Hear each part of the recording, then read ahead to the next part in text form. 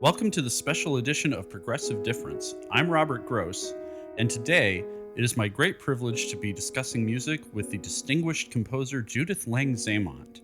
From her biography on her website, composer Judith Lang Zaimont is internationally recognized for her distinctive style, characterized by its expressive strength and dynamism. Many of her 100 works are prize-winning compositions. These include 3 symphonies, chamber opera, oratorios and cantatas, music for wind ensemble, vocal chamber pieces with varying accompanying ensembles, a wide variety of chamber works, and solo music for string and wind instruments, piano, organ, and voice.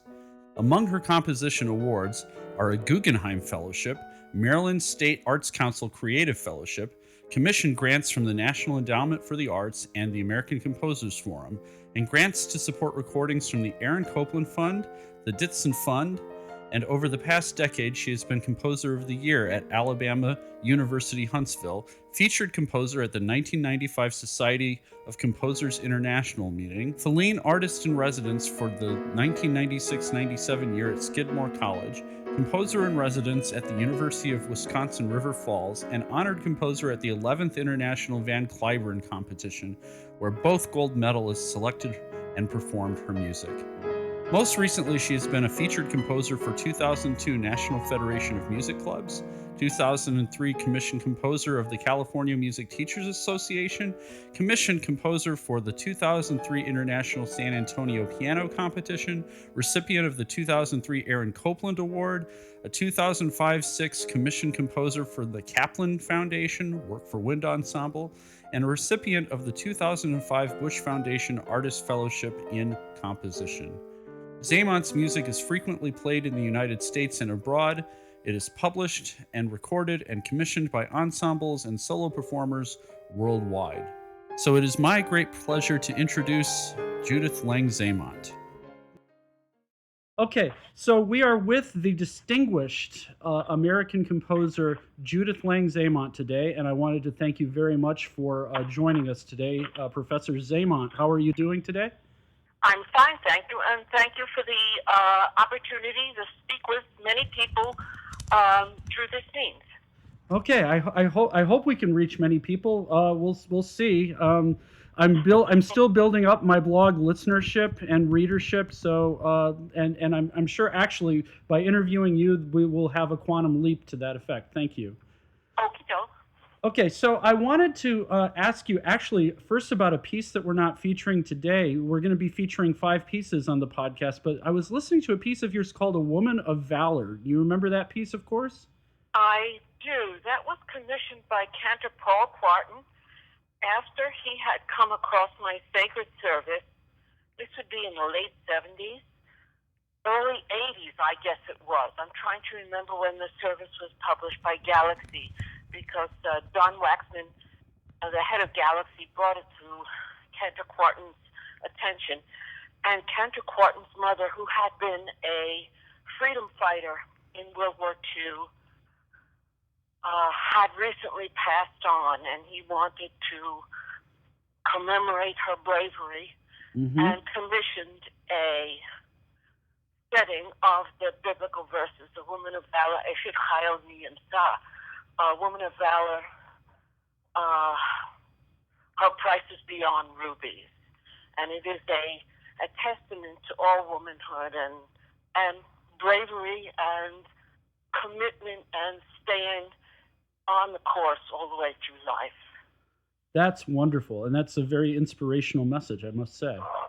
I wanted to ask you kind of a more bloodless technical question about the piece, though, if I may. Okay, I'm not sure I remember it. I no longer have a score in my library, so okay. I'll try to answer.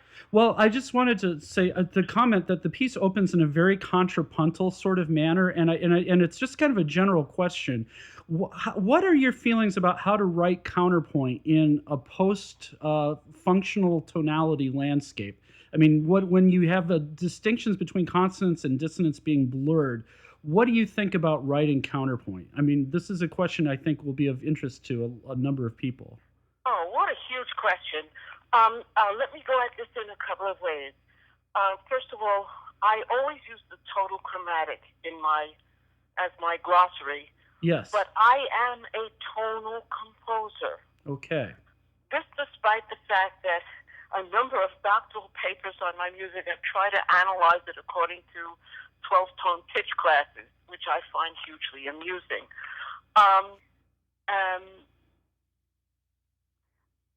The boundaries of tonality are what interest me, with certain pitches still retaining primacy.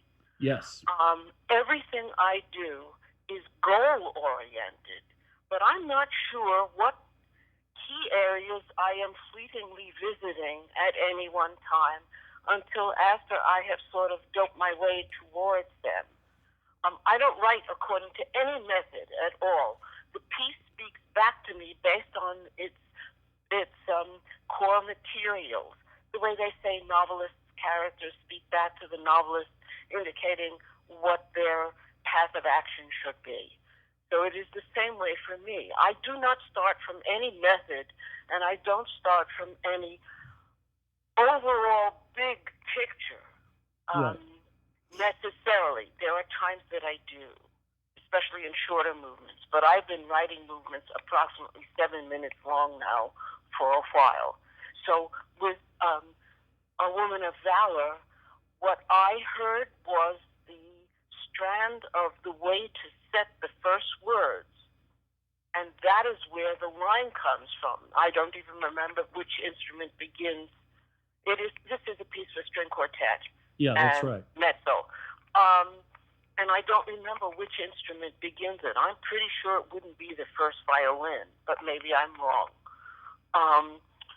In any event, what fascinated me was, as a senior in college, I finally got to play a piece that I admired for a long, long time. Ravel's Tombeau du Couperin. Of course. That was on my senior recital, along with the Italian Concerto and the Chopin F minor Ballade. And that's a heck of a recital. Yes, it was a good summation. Well, I've been playing in public for a long, long time. From almost when I began piano study at age 5, I begged and pleaded for piano lessons. And for a ceremony as graduation from high school, I went to public schools all through my education until I got to graduate school. A graduation from high school, I played the Mephisto Waltz of Liszt as part of that program before they gave me the music medal. So I've been playing. I'm a lot. Concertized all over the United States and been on television and recorded and all sorts of stuff. So it's not surprising that my senior recital from college had that program. In any event, coming back to fugue, the movement that fascinated me, that I most had to come to terms with, is the second movement in that suite, the fugue. The fugue, of course. Yes. And it is an echt fugue. It follows design recipes for how subject and answer should appear and what territories they go into. But there is such a frame of almost longing, a frame of non-declaration in that fugue. Right. This is what really got to me. This is not something planted on the ground. All the terrain of that piece is very carefully calculated by Ravel so that it is going to sit up in the keyboard. For me, register, color, dynamics, articulations, the thing that gives music its character, not necessarily its pitch, but layout, coloration, registration, articulation, absence of sound as a form builder. Hallelujah. And as an attention element. Amen. These are all very, very important. None of this has to do with pitch classes or taking one pitch and making sure that it eventually moves from the high treble down into the bass. Havel does that in this fugue. One of the ways you know he's done is that he gets down into the piano's lower regions. Right. And this one movement in the whole piece, other than the toccata, was something I needed musically to come to terms with. I'm so. I've never really written a decent fugue. I think that's important to know. And it was never required of me anywhere in school. And probably it should have been. I've tried many times, but I just can't stay in that box. I got to keep getting out of the keys. Well, there's a difference between fugue and counterpoint. That it's not meant to go. Well, there's a difference between fugue and counterpoint, of course, and I was just noticing that the texture of A Woman of Valor, the opening, is very contrapuntal in nature, and I must say I'm really glad to hear you speak to the non-pitch parameters of music, because I think that's vastly important in a post-functional. Whether you're a tonal composer or not, I think we're not writing functionally anymore, and I think investing in those non-pitch parameters and paying really close attention to that is really the way to go as a composer nowadays. It is one of the things that makes music still vital and interesting to listen to. Registration is an important one. Yes. I was once doing an interview on WNYC. John Schaefer was the host of that program, and we had gotten into the studio a bit before the recording, and somebody was finishing a performance in the next studio. We stopped to listen. There were the last two chords, and I looked at John and I said, "Oh, that's Brahms. You know the layout exactly." He didn't believe me. He had to check it out. It was one of those Opus 110 pieces. The way he voices is unmistakable. That's right. And that's one of the hallmarks of a composer that some theorists never take up and explore, which is how the composer speaks over time and in a core sample. Everybody wants to look at the linearity of it. The composers I most respond to are people for whom it's how they crush up time, stretch it out, maneuver it over long spans. The thing that keeps you listening, riveted in listening to the music. Well, speaking of long spans, I was noticing, and this gets us to the first piece we're going to listen to, the string quartet, The Figure, performed by the Harlem Quartet. The piece opens with some very strident, dissonant post-tonal harmonies, and then over the course of about 16 minutes of music, winds up ending in, if I believe, E major in the upper register. That's my key. I'm a composer in E. When I gravitate to anything, it's E. Maybe that's why I like the Tombeau de Couperin so much. That could very well be.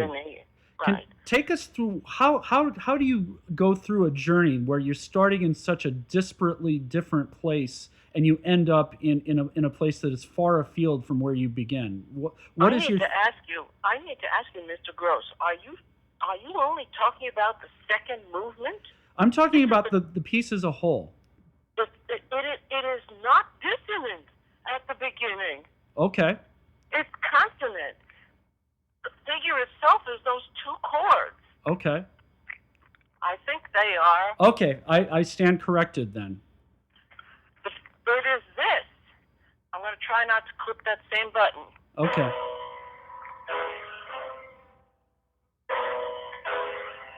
To me, that's perfectly consonant. Okay, all right, fine, fair enough. It's. I mean, I my impression was that it was. That it was certainly. It was definitely a different place than where it begins as where it ends. That's all. Oh, yes, the whole piece, right.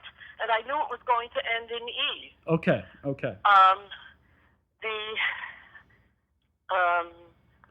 For me, well, this is a piece that's all about treating the four instruments as independent players. Yes. And then as an entity. entity, a harmonic entity. The opening of the second movement is as vigorous and as full of pitch as you can get.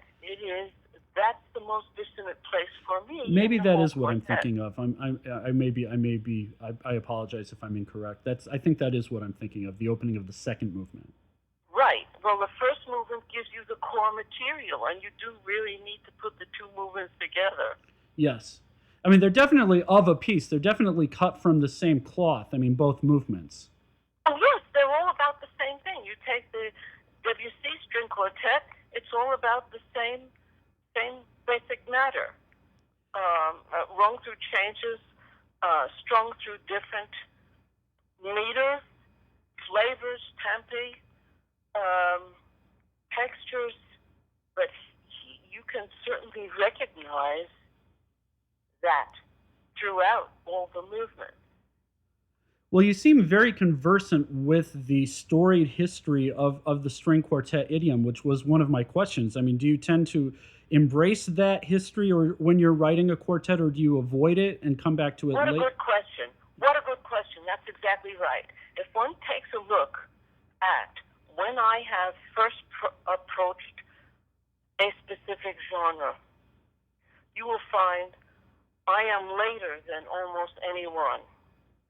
I did not write my first symphony until I was 50 years old. Right, wow. I did not write my first quartet, which is the figure. I've just finished the second one.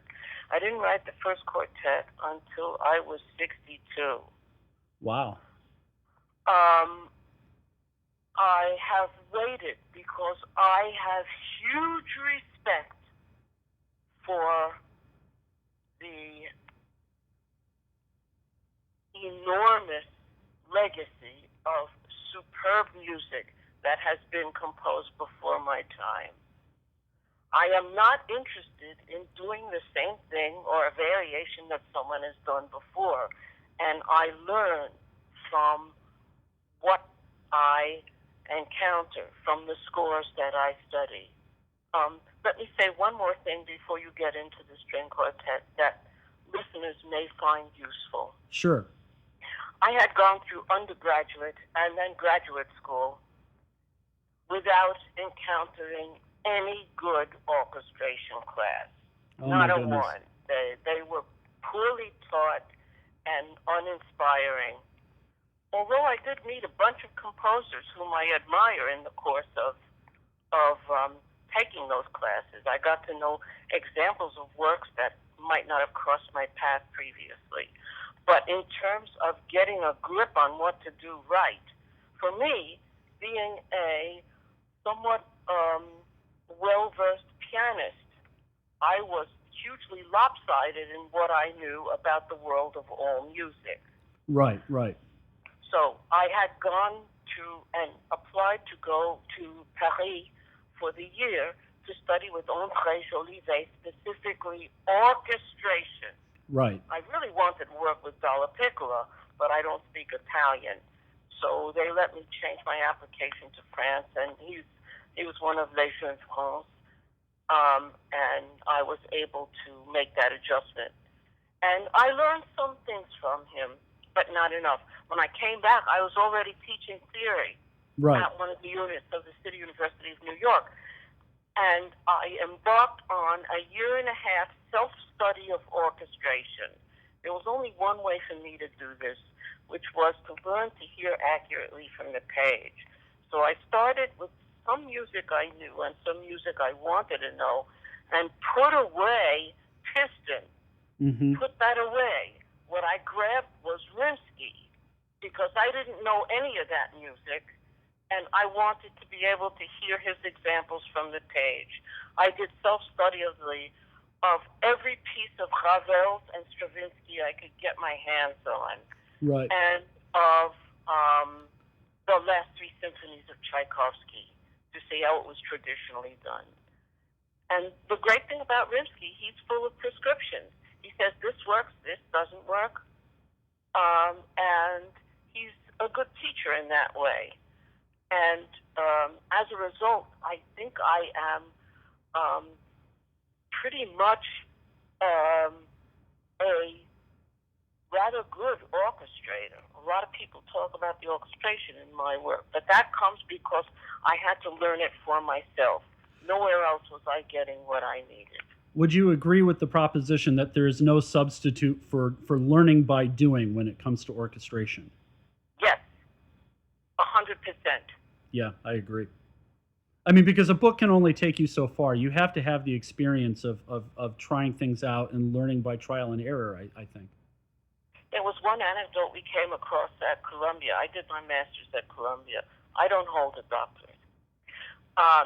There was a story about, I think it's Lortzing. I'm not 100% sure, but Lortzing sticks in my mind, who, in his first piece for orchestra, had forgotten to transpose the horn parts for the keys they were crooked in. And when it came to the reading, he was so mortified, he went to bed for 2 months. Oh, no. But he did eventually get out of bed Good. and learn to do it. But there are things that you just imbibe best in the doing of them. Okay, let's listen to your piece, The Figure, string quartet performed by. Are you pleased doing the 2 movements? Yeah. We'll do the whole thing if you don't mind. That's excellent.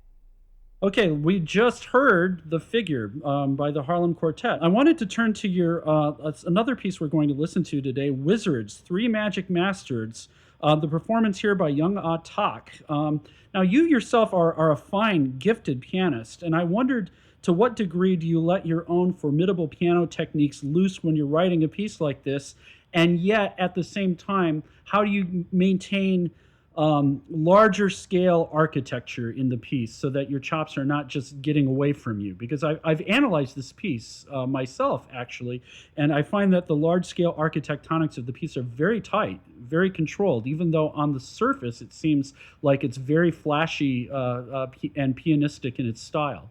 I wondered if you could comment on that.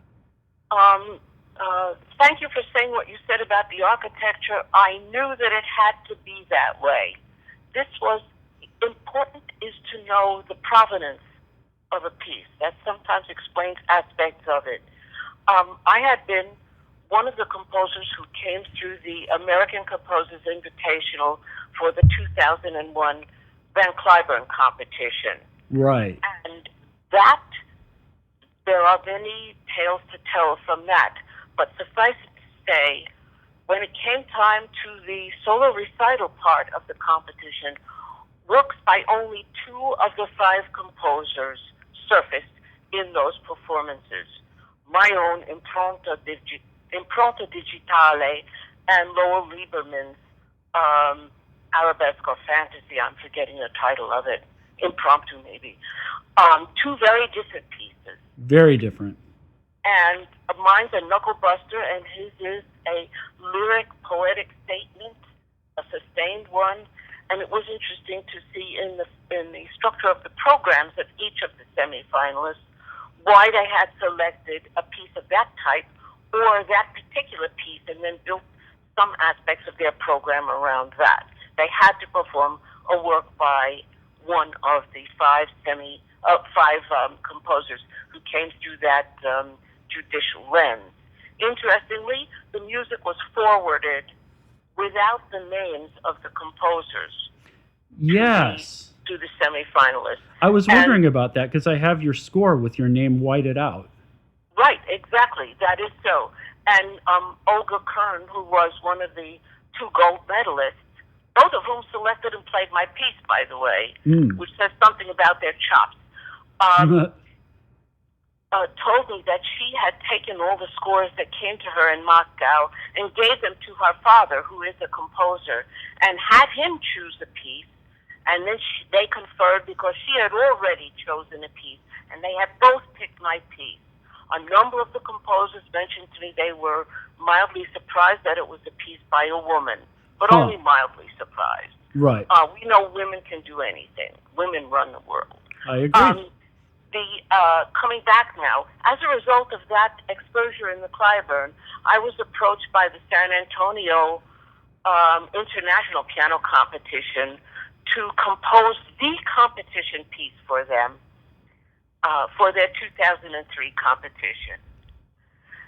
So every entrant in the competition was going to play this piece, Wizards. And there were discussions about how long it should be and what it could and could not do. I did desperately want to get into the piano strings for this piece. And there's a whole sidebar of correspondence with their executive committee as to what they would permit. Finally, it was only damping the strings. Right, and playing it with the right hand. Right, in front of the hammers. It was a compromise, but it offers another timbre that the piano can offer. Exactly. And so that piece, I knew Wizards was a competition piece. Impronta Digitale was not written as a competition piece. It is the last movement of my piano sonata. Right. But Wizards was a competition piece, and therefore it needed to test many things from the player. And so I built it as three different kinds of Magic Masters. One tests the vigor and precision and energy of the left hand. That's the first one. The second one tests your traditional singing tone in the center of the keyboard. The left hand's way down in the bottom of the bass. The second one tests singing tone, and the third one, the sorcerer, tests hammer strokes and toccata endurance and covers the entire keyboard. I knew from the beginning I wanted the very last notes of this piece to be the highest A and lowest A on the instrument, leaping down fast to two middle A's with no time left between them. So it was a feat of technical prowess. Yes. So there were many things about this piece that dealt with it being a competition piece. But how do you put all that together? And so we were looking for something in a very short time frame that would deal with a lot of changing fabrics. And I thought, what deals with mercurial change other than magic? And so the idea of a piece that would be framed by magic music, which are those repeating high E's that are in it, and the little figure that begins the whole piece, which is everything comes from those first few notes. Everything in the piece. Well, let's hear it. This is Wizards, Three Magic Masters, is performed by Young Tak.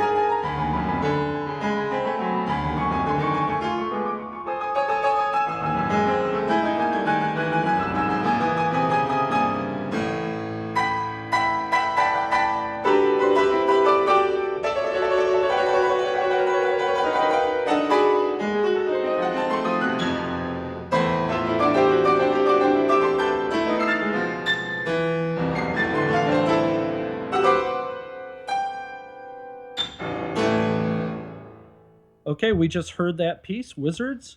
And I wanted to talk to you about another piece of yours called Growler, which is the first movement of a three movement work. And this piece is actually on YouTube, which is the subject of a video with art by Gary Zaimont, My husband. your husband. And I wondered if you could tell us how these video projects came about. Oh, what a great question. And then there is something particular about Growler I would like to mention. Oh, please, please. The to put anything out into a publicly accessible form like a video, for me, is hedged around with a lot of provisos. I don't want to put out something that is new because safeguarding the copyright of intellectual property is at the center of any composer's concern nowadays. Yeah, definitely. And so I wanted to wait until a piece had been seasoned and had previously, for the most part, been offered in some other form that was purchasable. Right. And to wait until after that piece had been around for a while, not to do it straight off the bat. Mm-hmm. This is not a loss leader. This is a badge of some sort of part of what I am all about. Sure. The piece itself existed independently. The visual images of animals that my husband had done over the year in a variety of media were worked on completely independently. That there was no thought of it something that was a conjoint offering. But when it came time to trying to put the music out, you needed something to go with it. So we put together a few of his images and the imagination of videographer Mike Bregman in New York, took it from there and created the whole. Since it was titled Growler, he thought he would use the beasts, and he did. Yes, and I recommend this video to anybody who hasn't seen it. Look for Beasts and Zaimont. Put that in YouTube, and you should be able to find this marvelous video. And the piece, by the way, is for Symphonic Wind Ensemble. Yes. And what are the other two movements? The other two movements are, gee whiz, I don't remember the name of the second one. It's a long name. It's in six-part form, so the word six is in there somewhere. Okay. The last movement is it's like a tarantella, but it's not. It's one of those military call things. It's something like a seven-part rondo. But about the first movement, what I wanted to say was this was a piece commissioned by the University of Minnesota. That's right. For its 150th anniversary. And it was going to be premiered by the University of Minnesota Symphonic Wind Ensemble. And therefore, in writing for wind ensembles and student groups, it's not the same thing as writing for professional groups necessarily. What I wanted was everybody in that ensemble sitting up tall in their chair, riveted to the conductor. I didn't want anybody waiting for an entrance. The other thing is, with the Symphonic Wind Ensemble, you are dealing with wind brass percussion instruments, each section of which and each family of instruments within that section has a differing tone weight. That's the right. wind cannot compete with the brass. And so the first thing that I designed was the opening 60 seconds of the first movement. To load the instruments on in grossly, in the order of their increasing tone weight. Right. The last instruments that come in are the trumpets. The first instruments that come in are the high winds. And, of course, there's a percussion thread that carries it forward. Right. It glues everything together. Yes, in the course of this movement, there are two, what I call cadenzets percussion. I love that Very term. much different character. One is the marching band percussion that disappears in front of your ears, and the other is like a taiko type drumming that is stop and start and very continuing beating forward towards the end. So these are things that help me develop the form. But the beginning of this piece is really a study in loading the instruments on, getting them entering in the order almost of their, as a continuity of increasing tone weight. Right. And I think that's a very smart idea because so many times, I mean, the woodwinds just get lost. That's exactly right. So you wanted to hear them. They are not just reinforcing upper overtones. Exactly. They are carrying a thread that is a continuity. Exactly. So let's listen to this this wonderful, marvelous piece, Growler by Judith Lang Zaimont.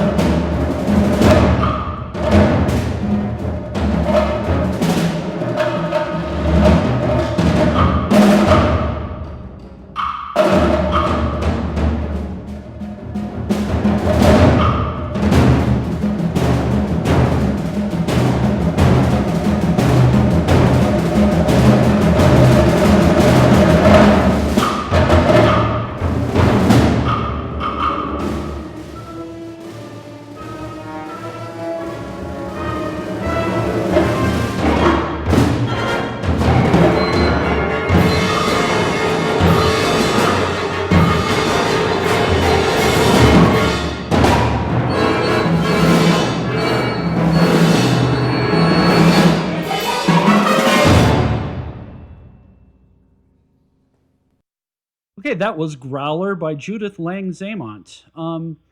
If I may ask another question, in preparing for this interview, you told me that you seek never to be sentimental in your writing, and yet also never to be too abstruse. And I was wondering how you achieve the happy medium between too much sentimentality on one hand or too much being abstruse on the other hand. And how does a composer know if he or she is being one or the other?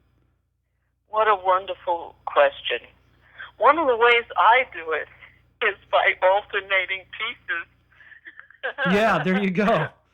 From very abstract to very direct and clear statements with a perceptible emotional heft to them. Mm-hmm. So that's the way my balance occurs. It occurs over time. An example are the two pieces I am just finishing. One is just finished last week. The other one is on my desk. It's done. I just have to finish writing it out. The second string quartet is a very abstract work. Very. Mm-hmm. And it is, again, almost an argument between counterpoint and slammed verticals. Wonderful. The piece that came after that is a commissioned piece, just done, titled Mondale Cycle. It was commissioned by an international music festival up in Minnesota to honor Vice President Walter Mondale and his wife and daughter, to a libretto by Louis Jenkins, the well-known poet, mm-hmm. That incorporates a couple of Walter Mondale's quotes within it. And it's for Helton tenor or high dramatic tenor mm-hmm. and chamber orchestra. It's almost a half hour long. It'll be premiered next spring.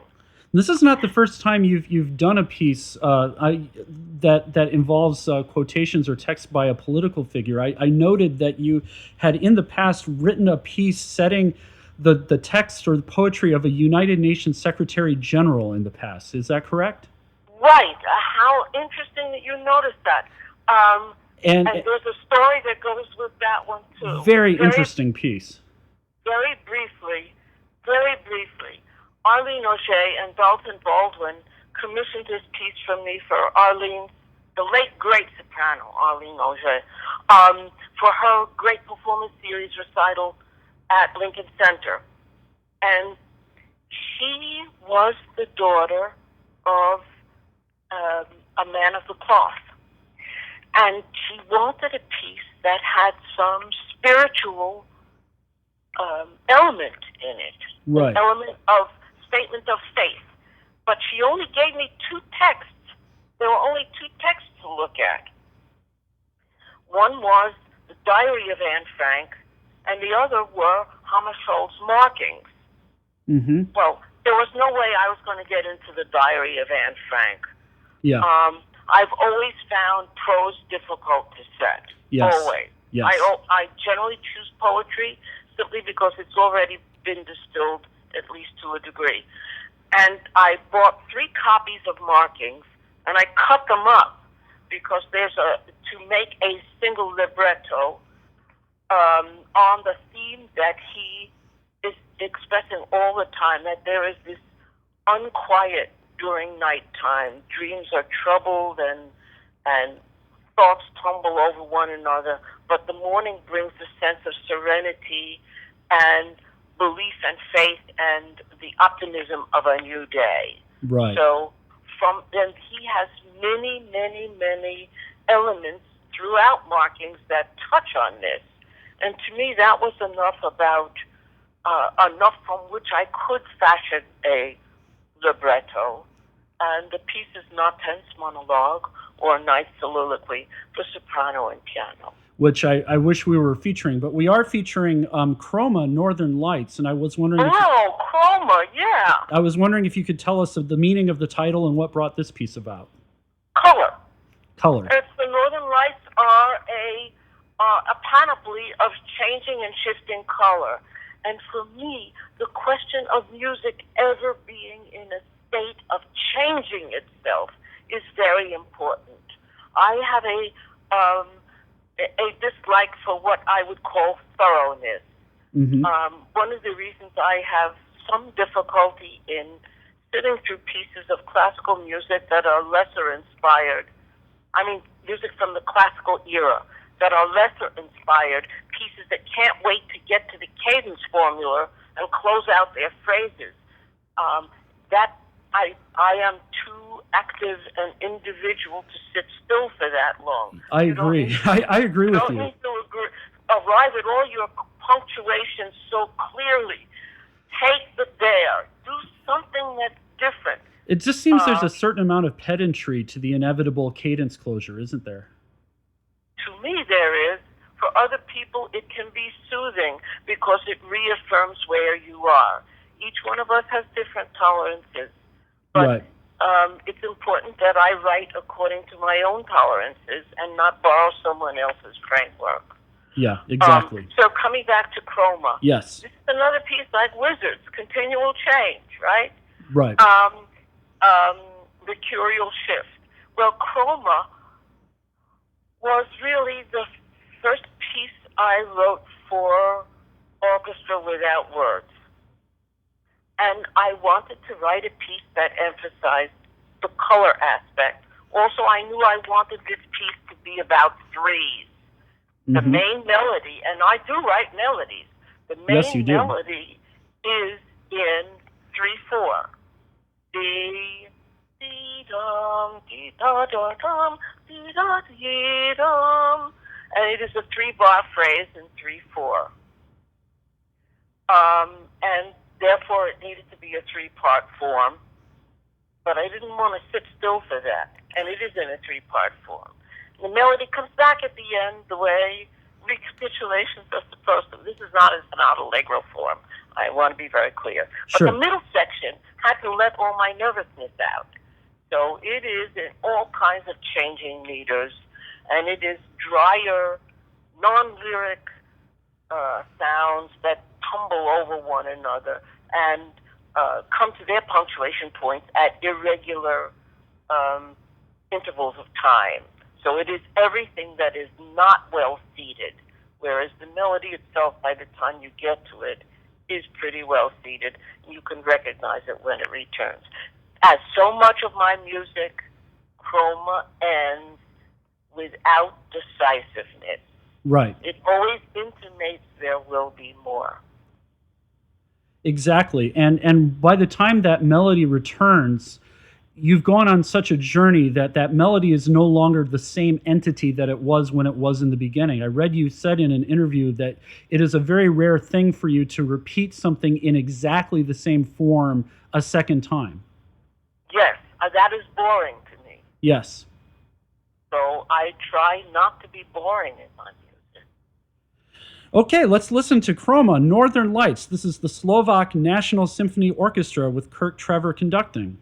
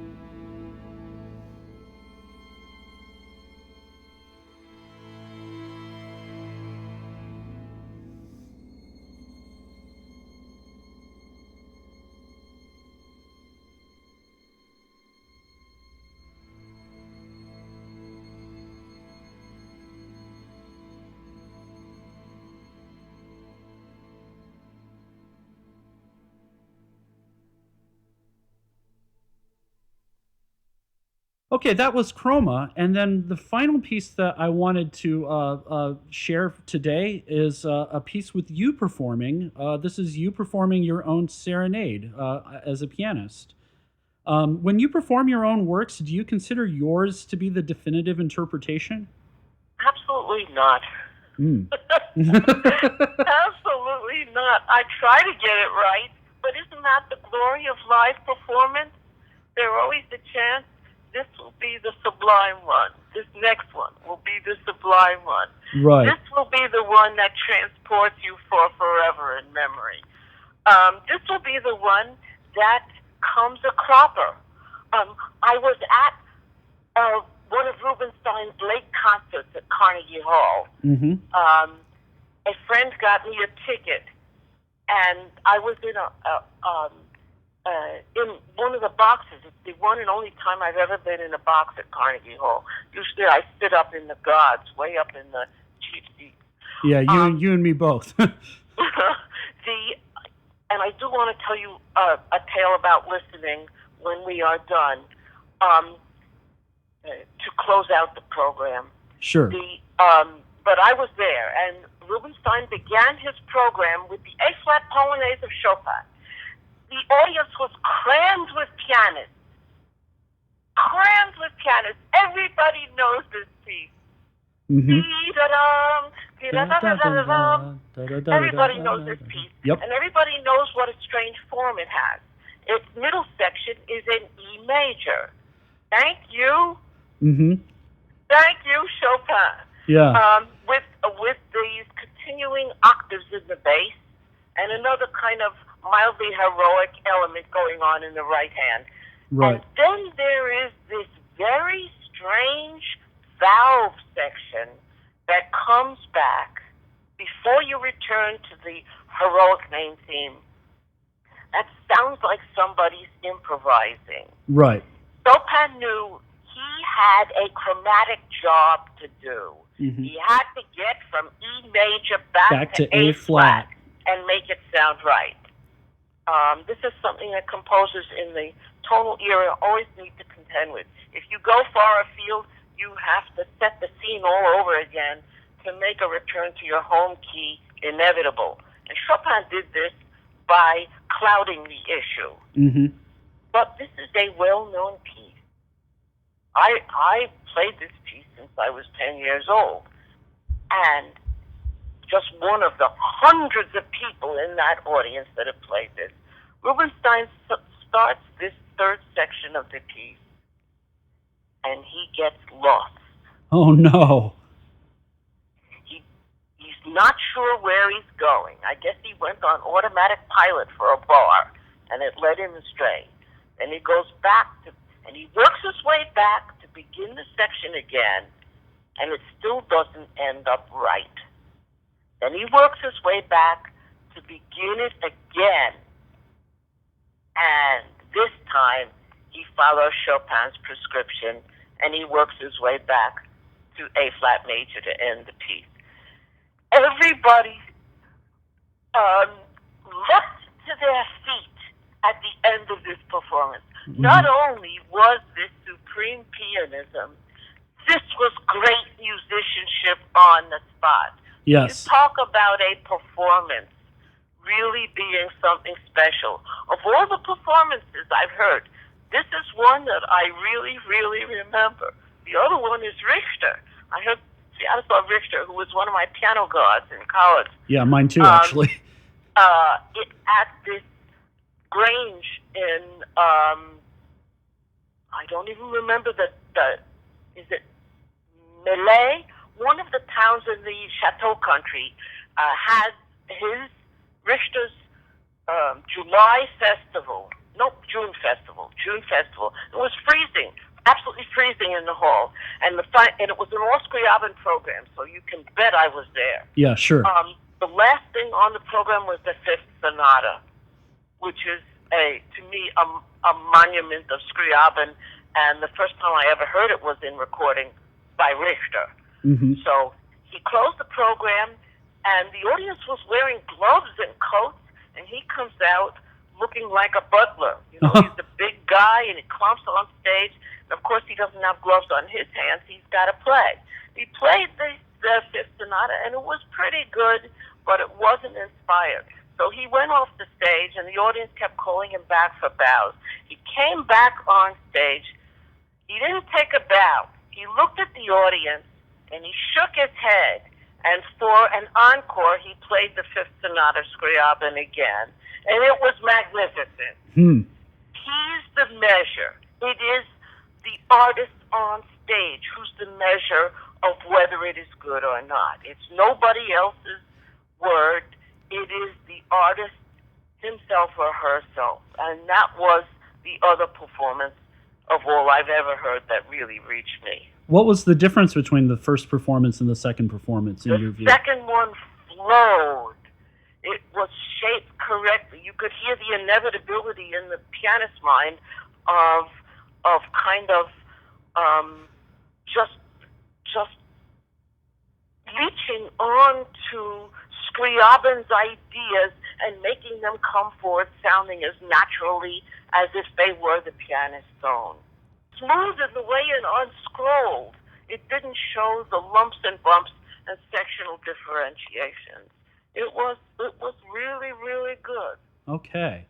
Well, let's listen to your own piano stylings on Serenade, okay, by Judith Lang Zaimont, as performed by Judith Lang Zaimont. I say one more thing before please. Serenade was written in one day, on a rainy day here in Arizona in March of 2008 or 2009. Mm-hmm.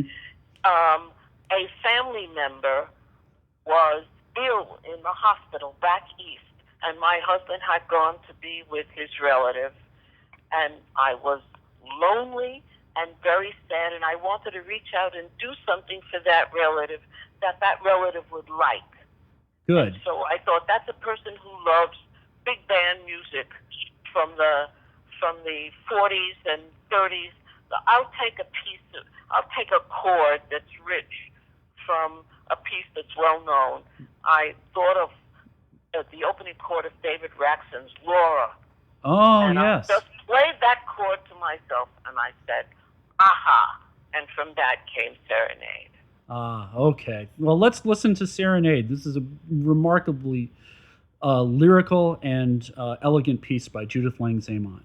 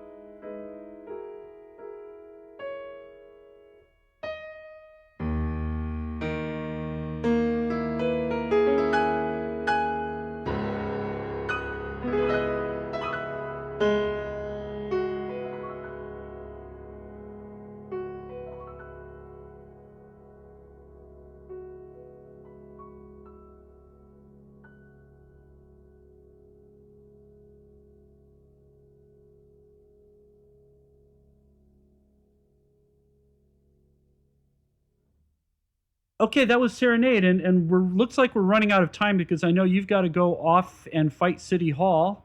Yes, Um, I do. so good luck with that. I know that you. I do want to tell you a quick story about listening. I Sure. know that you are a proponent of minimalism. This is a true story I am telling you. Thanks to tickets from somebody who was involved in management, a whole group of people were sitting in a row in Carnegie Hall for an all-Philip Glass program. This would have been I'm thinking this had to be the late 70s. Late 70s? Yeah, I think it's the late 70s or the early 80s.